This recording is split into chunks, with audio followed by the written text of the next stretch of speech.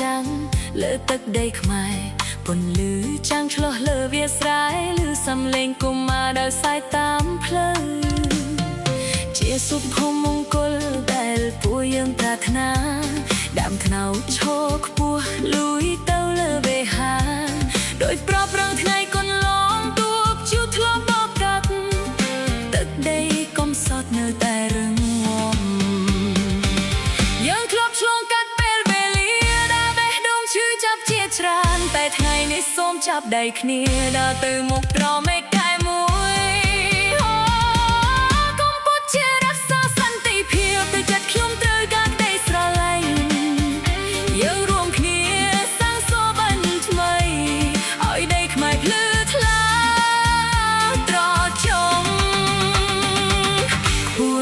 ให้สนตีเพียบโดยรบจิบเธอกาตะเพลียงอ้อยได้ส่งคำมาสนามเดียย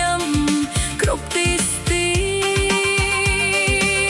กัมพูเจรักษาสันติเพียบยมเธอกาสันติเพียบประเจจึงขยมรัตนาสันติเพียบผู้ยังแต่งออกเนียมันเธอกาส่งเกียมเต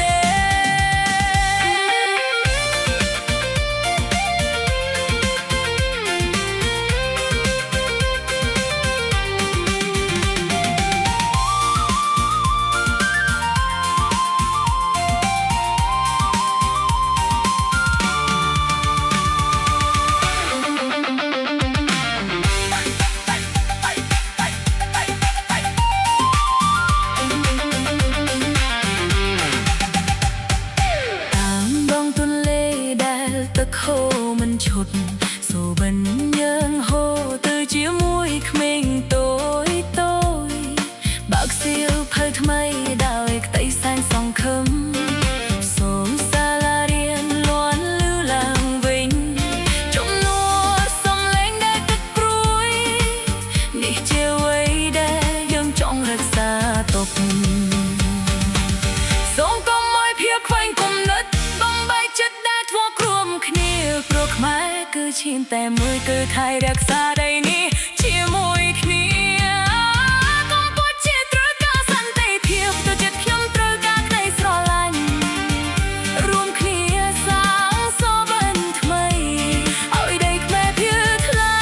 ត្រចះត្រចង់កម្ពុជារក្សាសន្តិភាពជាសំឡេងពីគ្រប់បេះដូងឲ្យជំនាន់ក្រោយបានរស់នៅក្រោមនៃខៀវខ្ចីเป็นโดยក្តីសុខសាន្តក្បួនដងហែសន្តិភាពជាពន្លឺថ្ងៃថ្ងៃថ្មីយើងចាប់ដៃគ្នាដើរទៅមុខដើម្បីឲ្យកម្ពុជារុងរឿងនៅថ្ងៃក្រោយសូម្បីឆ្លបបកខាងថាប៉ុណ្ណាចិត្តយ៉ាងស្នេហាជាតិខែមរាមិនរង្គោះរំក្រើទេ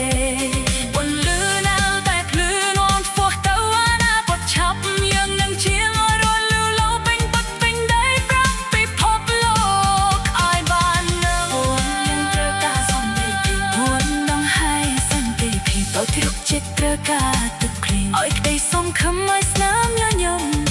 គ្រប់ទីស្ទី